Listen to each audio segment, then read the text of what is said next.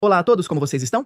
Na quarta-feira, 10 de setembro do corrente ano de 2025, o ativista Charlie Kirk foi assassinado em um evento no qual estava participando Charlie Kirk.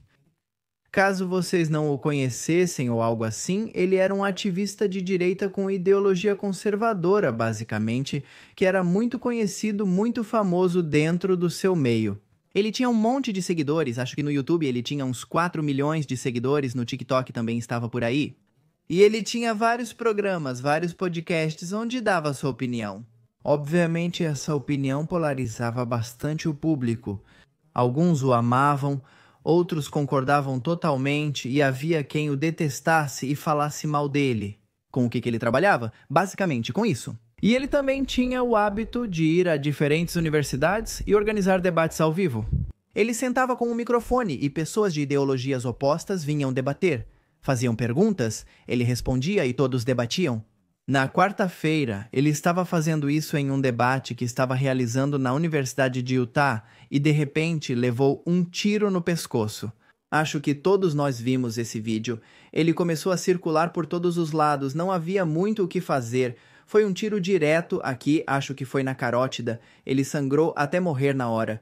Embora tenham conseguido levá-lo ao hospital e tudo mais, não havia muito o que fazer. Ele já tinha perdido praticamente muito sangue. Ele morreu horas após o ataque. E finalmente, na sexta-feira, 12 de setembro de 2025, o culpado foi encontrado, o atacante, a pessoa que havia efetuado o disparo, e foi identificado como Tyler Robinson, um jovem de 22 anos. E começou todo um debate. Eu já fiz um vídeo sobre isso no meu outro canal, O Dia. Caso vocês não conheçam ou algo assim, acho que vou colocar o vídeo aqui no final, porque ia deixar como link para vocês irem assistir. Mas as pessoas são muito preguiçosas. Nesse vídeo se fala bastante sobre a biografia de Charlie Kirk, basicamente. Contamos absolutamente toda a carreira dele, desde que nasceu até seu falecimento. E também falamos sobre o assassino do atirador, Tyler Robinson, e damos muitos outros detalhes. Se abriu e rolou um bom debate nos comentários. Eles estão se matando entre si? O que eu queria mostrar para vocês são alguns detalhes de coisinhas que apareceram hoje, com relação a esse crime, a esse assassinato, principalmente na rede social, agora conhecida como X, que eu sempre vou continuar chamando de Twitter. Uma das coisinhas que eu guardei foi esse vídeo do Nick Fuentes. Nick Fuentes é outro comunicador, muito parecido com Charlie Kirk, que também é um comunicador, influenciador de direita, também conservador, mas ainda mais de direita e ainda mais conservador que Charlie Kirk. Inclusive, muitos o apontam como influenciador de extrema direita, a ponto de que ele se declarou e continua se declarando inimigo de Charlie Kirk. Apesar de estarem do mesmo lado, ele se considera inimigo porque não achava Charlie Kirk suficientemente de direita. É um comunicador bem mais polêmico, por exemplo. Tentei achar vídeos legendados dele no TikTok para mostrar para vocês. E o conteúdo dele não está no TikTok, ou seja, é considerado conteúdo de ódio. Por isso, o TikTok não permite que seus vídeos apareçam na plataforma. Quando, por exemplo, Charlie Kirk está no TikTok e tem sua própria página e tudo mais, ele, neste vídeo, nesse comunicado que fez, falou de Charlie Kirk e disse que era seu inimigo. No entanto, obviamente, ele condenou o que aconteceu e fez algo que deu o que falar, que tem a ver com o que se falou nos últimos dias sobre a qual movimento pertencia o atirador. A qual movimento pertencia esse rapaz que está aqui? Tyler Robinson, que é esse rapaz que foi quem finalmente efetuou o disparo que tirou a vida de Charlie Kirk. Aqui dá para ver um recibo de uma doação que Tyler Robinson fez para a campanha de Donald Trump. Ele havia doado $224. E é aqui que começa a chamar a atenção. Começa a chamar toda a atenção, não é? Porque, obviamente, o mais lógico seria pensar que ele teria sido atacado por alguém de ideologia oposta. Mas acontece que não. Acontece que, ao que parece, esse rapaz também estava do mesmo lado. Então, o que estão dizendo é que esse rapaz, Tyler Robinson, também era da mesma ideologia, mas muito mais radicalizado. E ele pertencia aos fãs desse homem aqui, Nick Fuentes, que é esse influenciador. Aqui. Nick Fuentes, ao que parece, tinha um grupo de fãs que se chamavam os Groypers. Os Groypers, às vezes chamados de Exército Groyper, são um grupo de ativistas de extrema-direita, nacionalistas brancos e nacionalistas cristãos, liderados por Nick Fuentes. Seus membros tentaram introduzir a política da extrema-direita no conservadorismo convencional dos Estados Unidos e participaram do ataque ao Capitólio em 6 de janeiro e dos protestos que o antecederam. Atacaram grupos e indivíduos conservadores cujas agendas julgam moderadas e pouco racistas e nacionalistas. O movimento Groyper foi descrito como nacionalista, branco, homofóbico, nativista, fascista, sexista, antissemita e uma tentativa de redefinir o movimento da extrema-direita em decadência. Basicamente é isso.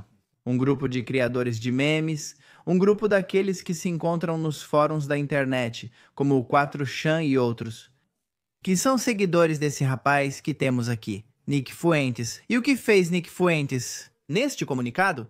Obviamente, ele veio a público dizer que repudiava esse ataque, repudiava qualquer ato violento. E que se você fosse um seguidor dele que planejasse realizar algum tipo de ataque com armas ou algo assim, ele te repudiava completamente. E que ele não queria se envolver com o que você fazia. Muitos dizem que o que ele está fazendo é se precaver para não ter que depor caso haja um julgamento ou algo assim. E se descobrirem que o atirador, que está vivo, foi preso e entregue pelo pai? E se ele falar algo sobre si, terá o vídeo dizendo: "Não tenho nada a ver, sou inocente, falei isso no vídeo." É isso que muitos estão dizendo na internet, que é como a maneira desse rapaz se proteger. Nick Fuentes. Caso venham a culpá-lo, caso o atirador diga que é fã dele, provas de que ele era um Groyper, e as provas são um pouco vagas. Essas comparações com memes, por exemplo, dizem que essa foto foi tirada imitando esse meme. E também provas de frases escritas nas balas que ele ia usar contra Charlie. Ele usou uma no final, mas tinha várias outras. E tinham muitas, tinham memes, muitas tinham comandos de videogame. Pelo visto, ele era fã de um videogame chamado Hells Divers 2, Hells Divers 2, e tinha comandos desse videogame ou frases que são usadas lá.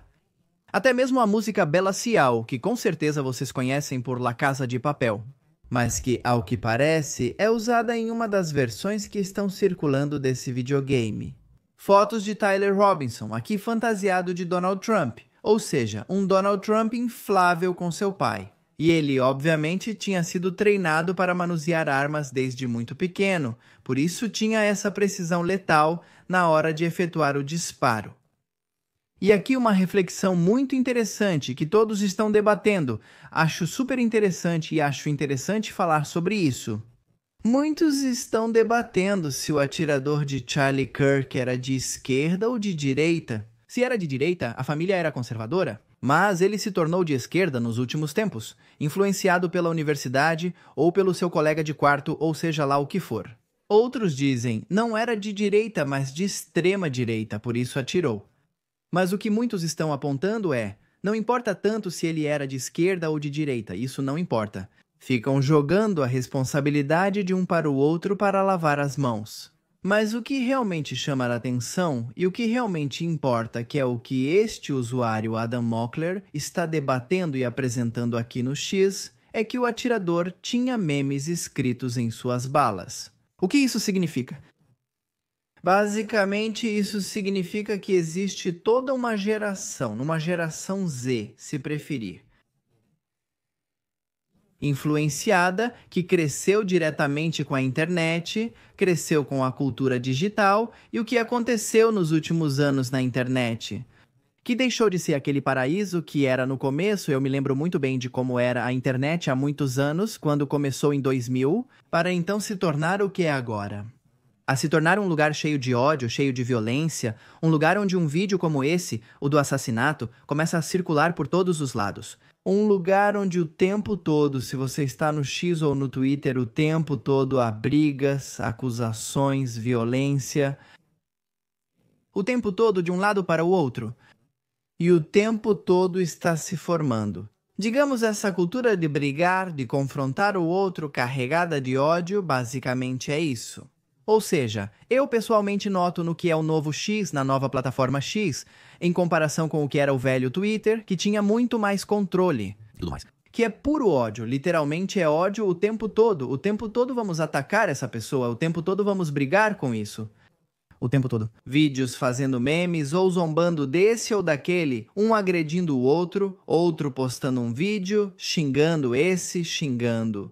É conflito constante de violência entre eles, especialmente para um jovem. Um jovem, como é o caso do atirador, que talvez não tivesse uma grande vida social e passava muito do seu tempo na internet. Começa a ser influenciado por tudo o que vê na internet.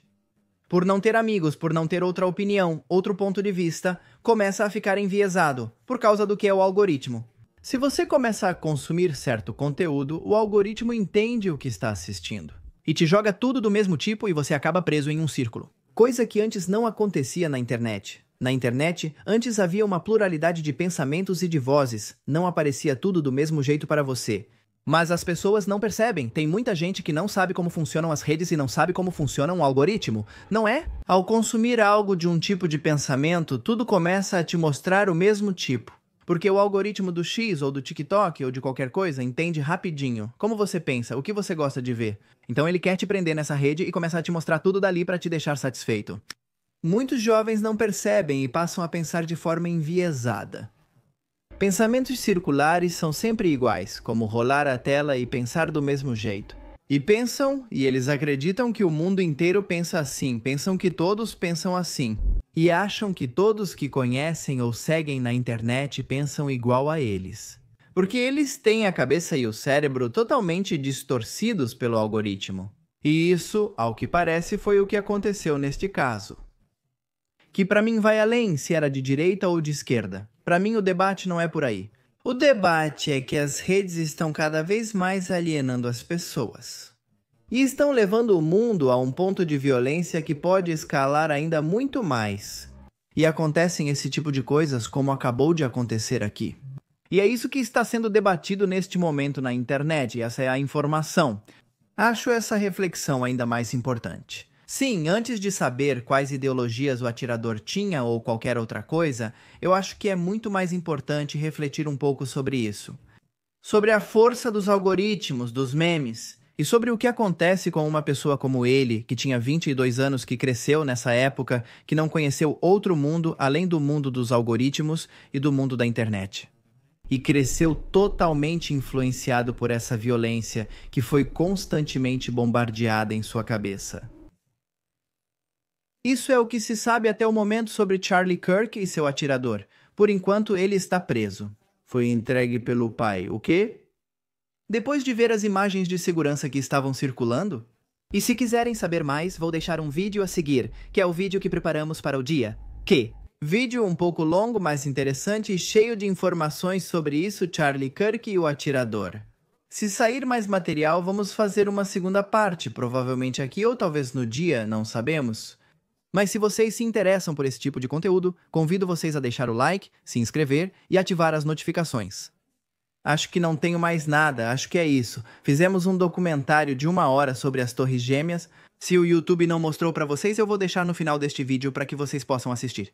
E se não colocarem Torres Gêmeas, Magnus Mephisto com certeza aparece na busca. Vamos ver o que preparamos para o dia que... 10 de setembro de 2025. Os corredores da Universidade do Vale de Utah se enchiam de murmúrios, risadas e o eco de passos apressados. Estudantes e professores se dirigiam ao auditório principal para assistir a um dos esportistas mais aguardados do ano. Um encontro em que Charlie Kirk, líder juvenil conservador e figura polêmica, iria desafiar ideias, provocar reflexões e, como sempre, gerar controvérsias. Tudo sob o lema de "Prove que estou errado". Esse modelo já era um clássico. Charlie se sentava em uma enorme tenda branca com o microfone na mão. Debatia com estudantes de esquerda, sempre destacando os valores do capitalismo e sua indiferença às lutas das minorias e movimentos de dissidência sexual. Os vídeos daqueles debates depois acabavam no YouTube, Instagram ou X, onde seus seguidores e detratores se encarregavam de replicá-los. Alguns como emblema de um pensamento que os representava, outros com duras críticas.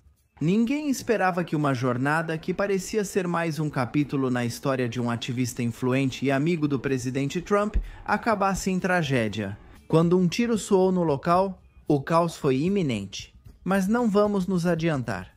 Como foi a carreira desse jovem? Quais projetos o destacaram? Como se tornou uma voz de autoridade? O que se sabe sobre o agressor e como foi capturado? É verdade que um livro previu o ataque? Por que as palavras de condolências de Trump despertaram a desconfiança da população? Para responder a essas perguntas, precisamos voltar a 10 de setembro de 2025, quando Charlie Kirk foi assassinado. Antes de prosseguir, é importante destacar que a história ocorre em tempo presente. Portanto, pode acontecer que alguma informação apresentada neste relatório esteja incompleta ou seja imprecisa. Se o assunto interessar a vocês e quiserem que continuemos investigando sobre ele, podem comentar atirador nos comentários. E agora sim, vamos começar. Primeiros passos de um ativista. Charlie James Kirk nasceu em 14 de outubro de 1993 em Arlington Heights, Illinois, subúrbio de classe alta da área metropolitana de Chicago. Ele cresceu em Prospect Heights, um bairro de ruas tranquilas e casas de tijolos vermelhos, cercado por parques e escolas bem avaliadas. Seus pais, com profissões voltadas para o serviço e a criatividade, marcaram profundamente sua infância. Segundo ela, sua mãe, conselheira de saúde mental, ensinou a observar a mente humana e entender emoções e motivações. Seu pai, arquiteto, o introduziu ao mundo do planejamento, da estrutura e da ambição de deixar uma marca tangível no mundo. Desde pequeno, Charlie já mostrava interesse por política e debates, enquanto outros meninos da sua idade preferiam videogames ou esportes. Ele consumia programas de notícias editoriais, aprendendo a identificar o que considerava vieses ideológicos e a questionar as informações que lhe eram apresentadas. Essa curiosidade precoce levou-o a escrever seus primeiros textos políticos, criticando como os livros didáticos abordavam certos temas. No ensino médio, Kirk também se destacou em atividades extracurriculares que fortaleceram sua disciplina e liderança. Ele se tornou Eagle Scout, alcançando o topo do programa mais prestigioso dos escoteiros. Isso não só refletia sua capacidade de organização e perseverança, mas também lhe proporcionou uma rede de contatos e habilidades que mais tarde ele aplicaria em seu ativismo político. Durante sua adolescência, Charlie começou a se envolver de forma mais profunda em campanhas políticas locais e estaduais. Ele participou da campanha de Mark Kirk, senador republicano de Illinois, em 2010, auxiliando na divulgação e logística. Foi nesses anos que sua vocação política começou a se solidificar. Ele percebeu que organização, estratégia e narrativa eram essenciais para influenciar a opinião pública. Sua personalidade já se mostrava complexa e polarizadora. Charlie tinha uma percepção incomum para sua idade e um estilo confrontador que às vezes incomodava professores e colegas. Seus primeiros artigos e colunas, especialmente aqueles publicados em veículos como a Breitbart News, denunciando o que ele percebia como viés liberal nos livros didáticos, chamaram a atenção de figuras conservadoras nacionais. Sua aparição na Fox Business durante o último ano do ensino médio foi um momento decisivo, pois o projetou em um cenário mais amplo e o consolidou como um jovem ativista disposto a desafiar.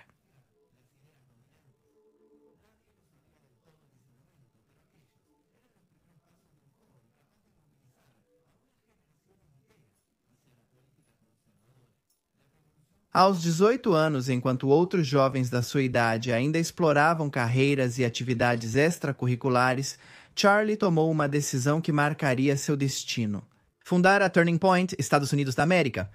Inspirado por sua experiência em campanhas políticas e pela percepção de que jovens conservadores eram ignorados nas universidades dos Estados Unidos da América, Charlie decidiu criar uma organização capaz de mudar esse cenário. O começo foi modesto, mas estratégico. Desde a garagem dos pais dele em Prospect Heights, com um laptop e um telefone, ele começou a entrar em contato com estudantes, planejar eventos e buscar aliados. Sua visão era clara: mobilizar, educar e empoderar jovens conservadores para defenderem suas ideias. No campo predominava a esquerda política. Não se tratava apenas de debates, era sobre criar uma rede nacional que pudesse influenciar a política e a opinião pública desde a base. O primeiro grande impulso financeiro veio graças a Foster Fries, um empresário e doador republicano que reconheceu a paixão e a ambição de Charlie. O apoio financeiro permitiu que o grupo saísse da garagem e organizasse seus primeiros eventos de forma profissional, o que rapidamente atraiu a atenção dos estudantes. Mídia conservadora. Uma das primeiras estratégias de Kirk foi promover campanhas e debates universitários. A ideia era simples, mas provocativa: convidar estudantes a questionarem suas convicções políticas diante de uma visão conservadora, fomentando discussões intensas e confrontos midiáticos que rapidamente se tornaram virais. Essa abordagem direta e ousada elevou a visibilidade do movimento e fez de Kirk referência para jovens ativistas. Com sua liderança, Turning Point Estados Unidos da América cresceu rapidamente. Em 2015, a organização já contava com filiais em dezenas de universidades e uma rede de estudantes voluntários que replicavam a metodologia de Kirk em todo o país. Sua capacidade de se conectar com jovens desiludidos, compreender suas preocupações e oferecer um espaço onde suas ideias eram ouvidas se tornou a pedra angular de seu sucesso. Cada debate, vídeo viral e aparição na mídia era cuidadosamente calculado para causar impacto. Sua capacidade de se adaptar às redes sociais, produzir conteúdo atraente e manter uma mensagem constante o transformou em um mestre da comunicação política moderna. No entanto, esse crescimento gerou críticas. Alguns o acusavam de fomentar a polarização e de priorizar a visibilidade em vez do debate construtivo. Outros questionavam o financiamento da organização e as táticas utilizadas para influenciar os campi universitários. Ainda assim, para muitos jovens conservadores, Charlie representava uma voz forte, clara e destemida. O que começou como um projeto juvenil logo virou uma plataforma que mobilizou milhões. Estabelecer contatos políticos de alto nível e catapultar Charlie Kirk, que decidiu aproveitar ao máximo toda essa exposição. Influência midiática. Charlie compreendeu que, para conservar e consolidar sua influência, não bastava organizar debates e eventos em universidades. A chave estava nos meios de comunicação. Desde jovem, ele já demonstrava uma fascinação por como as ideias podiam moldar a opinião pública e como uma voz convincente podia ressoar além do espaço físico. Assim, Kirk mergulhou no mundo dos podcasts, da televisão e das redes sociais, construindo um ecossistema de comunicação que o transformaria em uma referência nacional. Os podcasts de Kirk se tornaram sua plataforma mais poderosa, através de programas como Charlie Kirk ao vivo e Turning Point Diário. Oferecia um fluxo constante de análises políticas, entrevistas e comentários sobre a atualidade, sempre a partir de uma perspectiva conservadora. Seu estilo visava prender a atenção de jovens, acostumados a informações rápidas e confrontos na mídia. Kirk não falava apenas de política, ele falava com os jovens, fraternizando com suas preocupações e frustrações. Ele criticava o que percebia como vieses na educação, na cultura e nos meios de comunicação, ao mesmo tempo em que promovia valores tradicionais. Lisa e claramente, ele via pessoas de cor, muçulmanos e trans, entre outros, como lixo que contaminava o mundo. Essa combinação de análise política com um tom acessível e confrontador lhe rendeu uma base de seguidores leais, muitos deles estudantes universitários ou recém-formados, que o viam como um mentor ideológico. Paralelamente, Kirk escreveu vários livros que expandiram seu alcance além dos podcasts e dos campi universitários. Publicações como Campo de Batalha Universitário e a doutrina Make America Great Again exploravam sua visão sobre a política jovem e a necessidade de desafiar o que ele considerava a hegemonia liberal na cultura norte-americana. Seus livros tiveram uma recepção mista. Entre os leitores conservadores foram celebrados como guias inspiradores para a ação política, enquanto críticos e a mídia liberal acusaram Kirk de simplificar ideologias.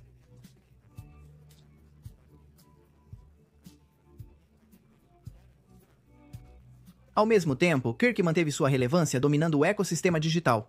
Sua estratégia incluía vídeos curtos, entrevistas ao vivo e confrontos políticos, que frequentemente eram compartilhados por milhares de seguidores em questão de horas. Como fica claro, sua habilidade de se conectar com os mais jovens ao mesmo tempo em que gerava polêmica, lançou as bases de uma liderança que seria lembrada, debatida e, eventualmente, tragicamente interrompida. Aliança com Trump? À medida que Turning Point Estados Unidos da América se consolidava como um movimento juvenil influente, Charlie Kirk começou a traçar conexões estratégicas com figuras políticas de alto escalão. A principal delas foi sua relação com Donald Trump. Desde a campanha presidencial de 2016, Kirk entendeu que a política americana estava em um ponto de inflexão. Trump representava um fenômeno disruptivo e direto, e Kirk viu nele um aliado natural. Ambos compartilhavam a habilidade de se comunicar de maneira clara, provocativa e eficaz com um público que muitas vezes se sentia ignorado pela mídia tradicional. Durante essa campanha, Kirk e seu grupo organizaram eventos de apoio, mobilizaram estudantes universitários e criaram conteúdo digital que amplificava a narrativa pró-Trump. Sua influência não passou despercebida.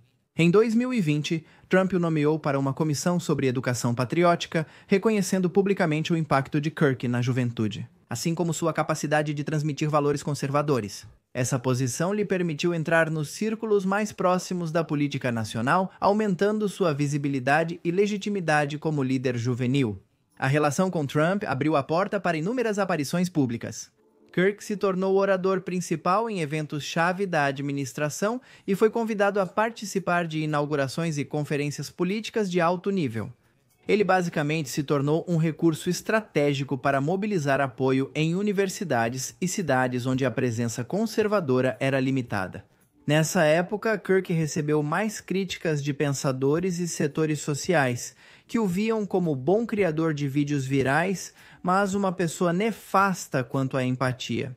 Nos últimos anos, as discussões políticas mudaram em várias áreas e surgiram novos fenômenos que desafiam a lógica com a qual costumava-se entender a troca de ideias. Assim, alguns veem Kirk como um sociasta e pioneiro que soube se expressar em uma modernidade hostil e veloz. Outros o veem como alguém que, sem medir as consequências, só alimentou essa máquina. Sabendo que sua simples presença podia gerar tanto amor quanto ódio, Kirk já havia alertado mais de uma vez que temia por sua integridade. Mesmo assim, nunca deixou de se apresentar ao vivo e, recentemente, aumentou as visitas às universidades, com o plano de continuar apoiando as diversas campanhas de Trump. Foi assim que ele chegou a Utah em 10 de setembro de 2025. Ele apareceu no local com um sorriso e disposto a fazer o que era natural para ele, falar de política e convidar o público a provar que ele estava errado. Ele não sabia que seria a última vez que faria isso, e é assim que nossa história volta ao começo. Aquele dia, um dia que prometia ser apenas mais um na agenda de debates e conferências de Charlie Kirk, acabou se tornando um momento que abalaria os Estados Unidos. A Universidade do Vale de Utah, em Orem, se preparava para um dos eventos liderados pelo influenciador de 31 anos. No entanto, tudo terminou em tragédia. Durante o debate, um atirador de elite abriu fogo, Charlie foi atingido no pescoço e caiu no chão diante do olhar horrorizado da plateia. Os serviços de emergência chegaram rapidamente e o levaram ao hospital, mas as tentativas de salvá-lo foram infrutíferas. Sua morte foi confirmada pouco depois, deixando um vazio imediato na comunidade conservadora e uma sensação de incredulidade em todo o país. O ataque foi classificado pelas autoridades como um assassinato político, dada a natureza pública e midiática da vítima. A cobertura da mídia foi massiva, com transmissões ao vivo, depoimentos de estudantes presentes e análises sobre o impacto que essa perda teria na política juvenil e nacional. A notícia confirmou a líderes políticos, meios de comunicação e a milhões de seguidores de Kirk. A notícia confirmou a líderes políticos. Emitiu um comunicado descrevendo Charlie como um jovem corajoso, um líder visionário e um defensor incansável da juventude conservadora. O liberal comensal se suicidou em Com Ação, Melodia, Conchole e... Os espectadores dos Estados Unidos. Assim, todo o vídeo em que o presidente norte-americano declarou isso não ficou isento de debates. Qual o motivo? Acredita-se que ele foi feito com inteligência artificial, o que, para muitos, quebra o vínculo de confiança que deve existir entre um governante e o povo. Nas redes sociais, multiplicaram-se as homenagens, vídeos de compilação de seus debates e mensagens de estudantes que descreviam como Kirk os inspirou a se envolverem na política. A polarização que o caracterizou em vida também se refletiu na reação à sua morte. Admiração e dor de um lado, análise crítica e debate sobre seu estilo e estratégias, de outro. Diante do fato de que uma parte da juventude comemorou o atentado, as autoridades norte-americanas advertiram que puniriam qualquer um que não respeitasse o luto. Também foram censuradas mensagens de pessoas que mencionavam a ironia de que Kirk apoiava o porte livre de armas, e já havia mencionado em mais de uma ocasião que preferia Além dessas questões acaloradas, todos os olhos se voltaram para a busca pelo agressor. Quem atirou? A morte de Charlie Kirk causou dor, comoção e uma intensa busca pelo responsável. As autoridades enfrentaram um cenário difícil. Um atirador de elite fugiu rapidamente após o ataque. Desde o início, polícia e FBI concluíram que foi um assassinato premeditado, com motivações que poderiam estar ligadas à política, à ideologia e à notoriedade pública da vítima. Em 12 de setembro, apenas 2 dias após o atentado, o presidente Donald Trump anunciou que um suspeito havia sido preso. Tyler Robinson, um jovem de 22 anos residente de Utah. A notícia chocou novamente o país e a mídia começou a investigar sua vida e possíveis motivações. Robinson conseguiu escapar da polícia por mais de 24 horas. Sua captura aconteceu graças à colaboração da família. Ele foi reconhecido por alguém próximo e finalmente entregue às autoridades por seu pai. A investigação revelou que Robinson agiu com uma arma de longo alcance, um rifle Mauser 3006 de ação por ferrolho, e que os cartuchos recuperados apresentavam inscrições com mensagens relacionadas a temas como transgeneridade e antifascismo, o que alimentou especulações sobre sua motivação. No carregador do rifle, autoridades acharam cartuchos não usados com mensagens como "Ei, fascista, pegue-o. Se você lê isso, é gay?" Ha, ou também bella ciao. Uma canção popular italiana que se tornou um hino dos partisãs da resistência contra o fascismo de Mussolini e a ocupação nazista durante a Segunda Guerra Mundial. Os investigadores também divulgaram imagens de vigilância de uma pessoa de interesse que correspondia a Robinson, vestida com roupas escuras e um emblema distintivo no peito. A rapidez com que ele foi identificado e preso permitiu às autoridades começar a reconstruir a sequência dos fatos e o possível planejamento por trás do atentado. Apesar dessas evidências, muitos detalhes permaneceram obscuros. A investigação oficial se concentrou em determinar se Robinson agiu sozinho ou se houve cumplicidade, assim como em esclarecer a conexão entre suas motivações pessoais e a notoriedade de Kirk como líder juvenil conservador. Desde o início, surgiram teorias não confirmadas nas redes sociais e na mídia alternativa. Alguns apontavam possíveis vínculos com grupos radicais, outros sugeriam motivações ideológicas ou até mesmo conspirações mais amplas. Embora a polícia tenha mantido a posição de que Robinson agiu sozinho, a circulação de rumores sobre possíveis cúmplices, redes de apoio ou conspirações anteriores ao ataque aumentou a confusão. No momento em que este relatório foi escrito, soube-se que Robinson simpatizava com Trump há anos, mas depois suas ideias se tornaram mais radicais e extremistas. Outros apontam que ele continuava sendo republicano, que seu pai é mórmon e ex-policial e que, na verdade, toda a sua formação havia sido conservadora. Enquanto se espera que novos dados apareçam, muitos outros internautas realmente deram sua opinião. Um dia antes de Kirk ser assassinado, foi colocado à venda um livro que falava exatamente sobre esse mesmo episódio. Sim, é isso mesmo que vocês ouviram, um livro profético. Uma notícia que ganhou destaque na internet foi o surgimento de um livro intitulado O Assassinato de Charlie Kirk, um relato abrangente do ataque na Utah Valley University, as consequências e a resposta da América.